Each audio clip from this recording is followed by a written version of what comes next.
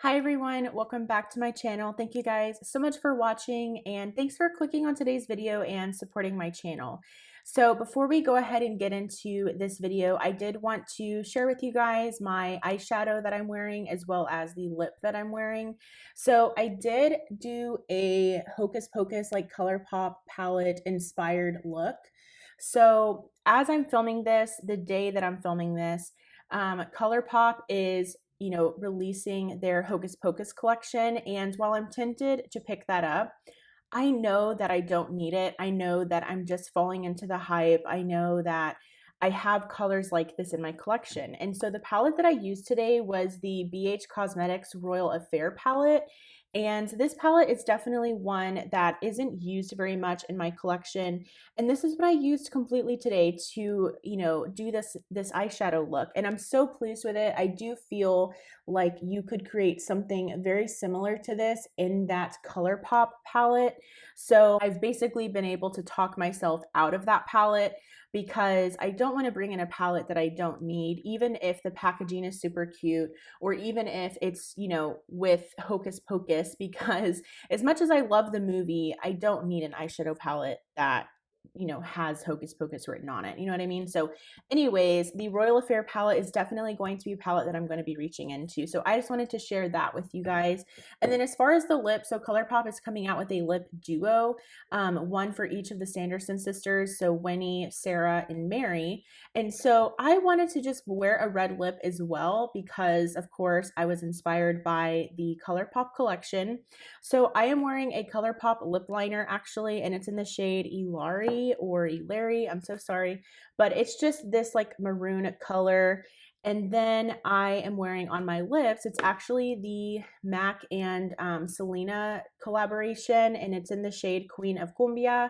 And it's just this beautiful maroon color. It does have a little bit of shine to it, no shimmer, but it does pick up a little bit of a shine. So I really like the way that this lip goes along with the eyeshadow look. So I just wanted to share that with you guys. If you do have the BH Cosmetics Royal Affair palette, I really recommend that you check it out and play around with it and see if it kind of fills that void for you when it comes to that ColourPop Hocus Pocus palette. So anyway, that is not what this video is about. Today's video is going to be a best and worst video, and it's going to be in the blush category. I did get this idea from Jessica Braun, so I will be sure to link her channel down below as well as the video that she did down below. And what she did was she kind of pulled the questions from the eyeshadow palette tag, which I did do on my channel, and I will definitely put that in the cards for you, which was created by Allie Glines and Samantha March. And so what Jessica did was she basically used the same questions.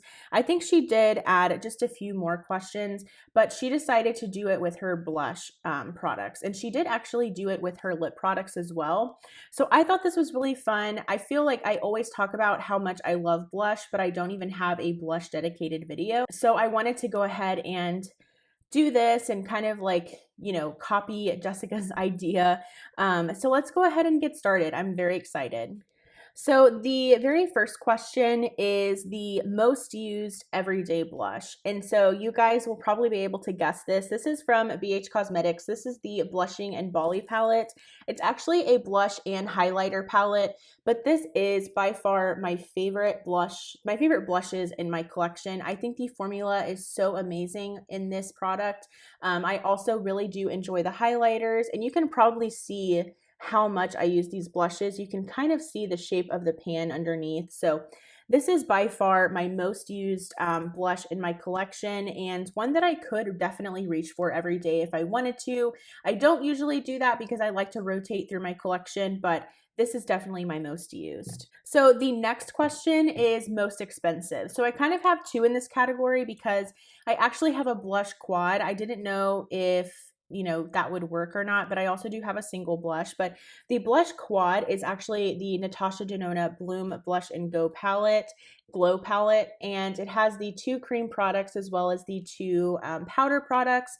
And this was $55. So it's definitely very expensive. It is all blush for me. I think I might use I do use this one as a highlighter, and then this is more of like a blush topper, but this is considered blush for me, so this would be my most expensive. But if we weren't talking about palettes, then my most expensive would be my Charlotte Tilbury blush. This is the Cheek to Chic Swish and Glow blusher in the shade Pillow Talk.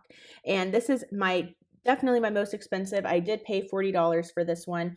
It is really, really pretty. This one is actually going to come up in another category here in a little bit. I do really enjoy this one. I think it's really nice. I love the shade. I don't, I'm not unhappy that I have this. And so this is my most expensive one. Then going to the opposite direction, my most inexpensive at the moment is this e.l.f. blush duo. I do have the shade Lychee or Lychee, and this is what it looks like. I haven't gotten too much use out of this because it is actually one of my newer blushes, but this is only $3. Everybody knows they're bite-sized eyeshadow palettes, and so this is something that they came out with, similar price, but it's just a like blush duo. So I use this as a blush, and then this more so as a blush topper or highlighter. So this is definitely by far my most inexpensive at $3. So the next category is worth the hype. And so I had a hard time figuring out what would fall under this category. And I definitely have to say that the one that's worth the hype is this, or the Jouer blushes. I do have this very small, it's a mini like blush duo from them, and it's in the shade Rose Gold. And so this shade right here is Marigold, and then this one is Rose Petal. Jouer has really great blushes.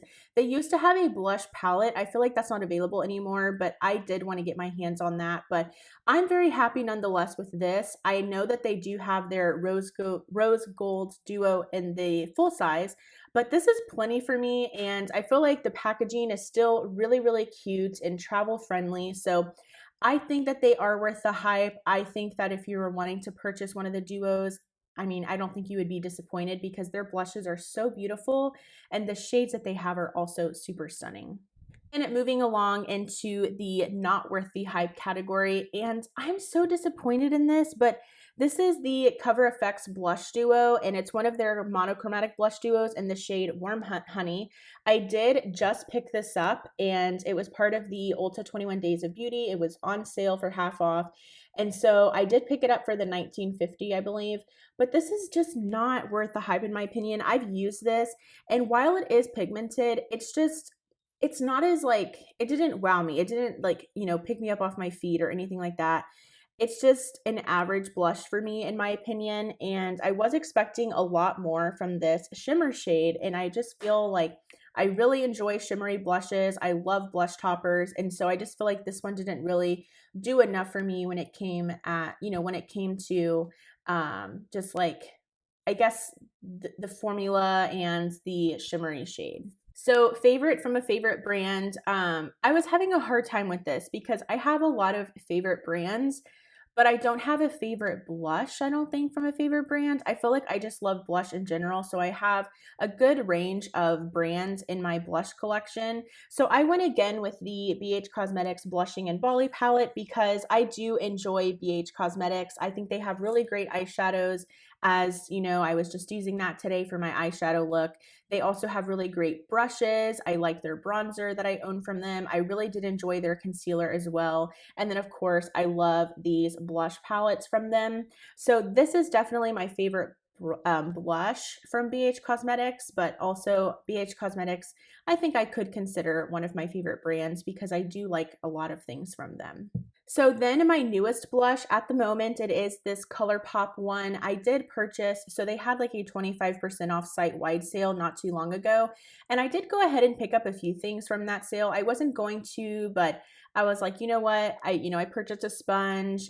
This was actually in a duo with a lip oil, and then of course some other products as well. But this is I think this is from the Garden Variety collection that came out not too long ago. And this is the pressed powder blush in the shade Tearing Up My Heart. And this is what it looks like. This is brand new to me. I haven't had it very long, and it's a very nice color. It's very, very light, even for my skin tone. And so I am a little bit disappointed in that, but nonetheless, it's a great blush for every day, or maybe whenever I have a heavier look like this one on the eyes and lips to kind of tone down the face. I think this is a really great blush to do that with. Then my oldest blush, I did have a hard time with this category because I feel like I don't have a lot of old makeup in my collection. I do have makeup that's older. I feel like I didn't start really growing my collection until about 2018. And so a lot of my makeup is still fairly new to me, but this is the Note Cosmetics Luminous Silk Compact Blusher in the shade Desert Rose.